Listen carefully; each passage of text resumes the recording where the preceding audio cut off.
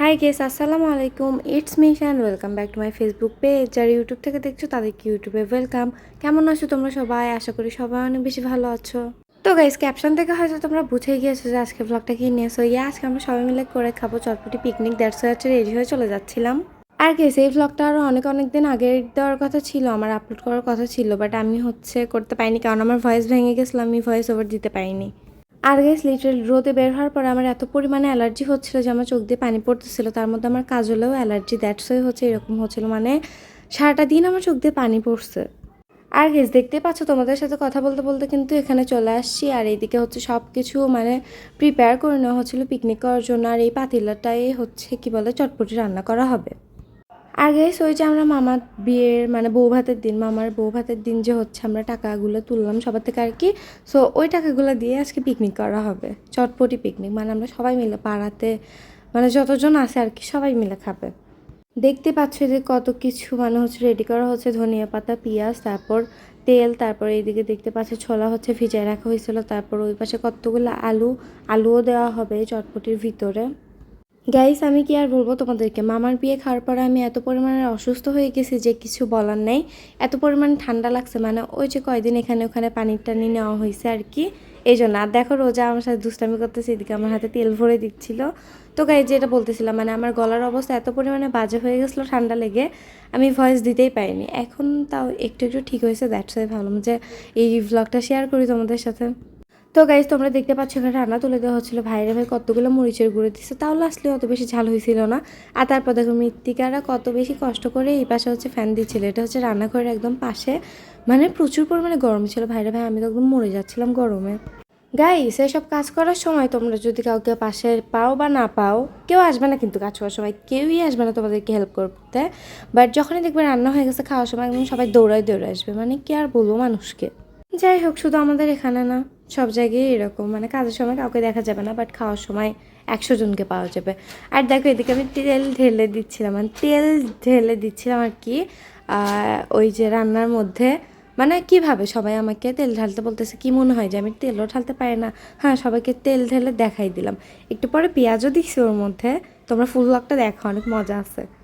আর guys দেখ, গরম একদম মরে যাচ্ছিলাম। তারপর আর কি ফ্যানের নিচে ফ্যানের সাইডে এসে দাঁড়ালাম একটু। তারপরে এইদিকে পেঁয়াজ কাটা হচ্ছিল।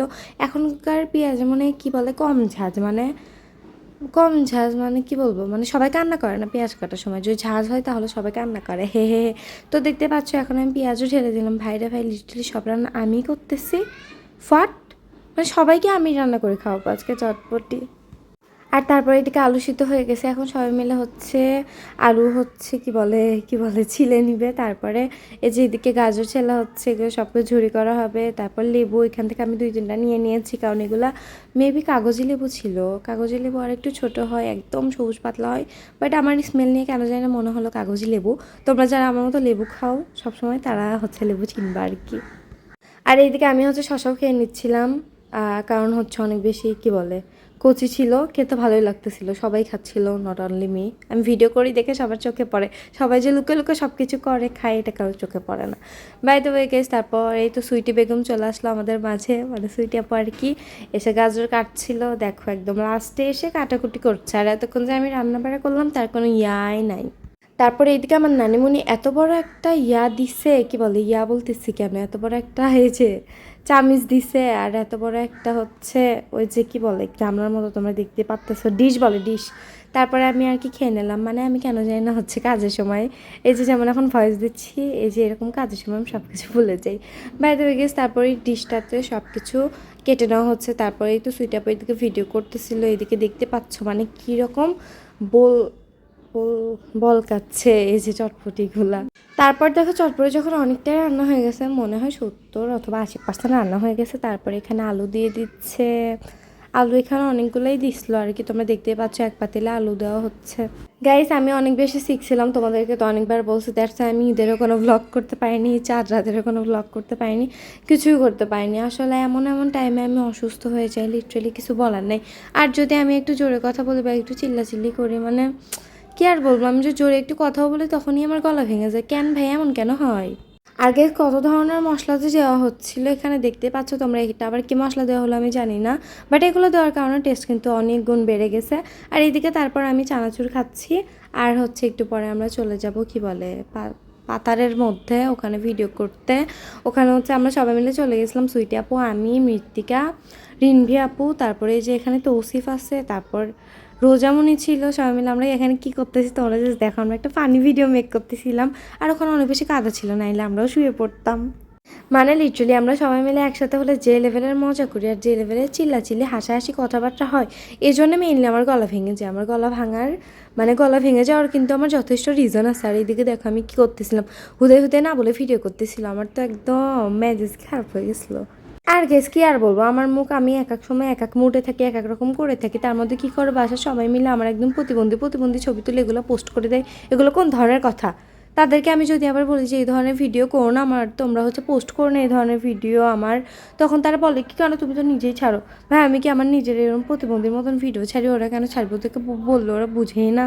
আর দেখো এই বাবুটার নাম হচ্ছে তানহা, ও অনেক বেশি কিউট মাশাল্লাহ, বাট ও হচ্ছে সবার কাছে যায় না, আমার কাছে আসছিল আর হচ্ছে অনেক বেশি গল্প করতেছিল। সবার কাছে যায় না, বাট যখন যার কাছে যায় তার কাছ থেকে আবার আসে না। আর তোমরা দেখো এদিকে হচ্ছে একদম রান্নাবাড়া হয়ে গেছিলো, রান্নাবাড়া হয়ে যেতে একদম রাত হয়ে গেছিলো, কারণ রান্নাটা শুরুই করছিল মনে হয় 4টা থেকে।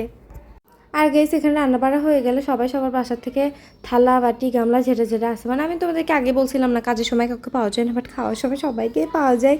তো সবাই হচ্ছে সবার বাসার থেকে কী বলে সব কিছু আনছিল, তারপরে হচ্ছে এদিকে কী বলে এদিকে নিয়ে নিয়ে যাচ্ছিলো খাবার দাবার, মজা করলাম আসলে। এই তো এখন তোমরা দেখতেই পাচ্ছ চটপটি দেওয়া হলো, তার উপর ধনিয়া পাতা কাঁচামরিচ থেকে শুরু করে সব কিছু দেওয়া হলো, পেঁয়াজ দেওয়া হলো, তারপর টক বানানো হয়েছিল। দেখতে পাচ্ছ ওইদিকে এক গামলা ভর্তি টক, আর এখানে এক পাতিলা ভর্তি হচ্ছে চটপটি। তো গাইস আমিও বাসায় আসলাম, তারপর হচ্ছে চটপটি খেয়ে নিলাম। আর আজকের ব্লগটা ছিল এতটুকু। সবাই আমার পেজে ফলো দিয়ে দিও, ভালো থেকো, আল্লাহ হাফেজ।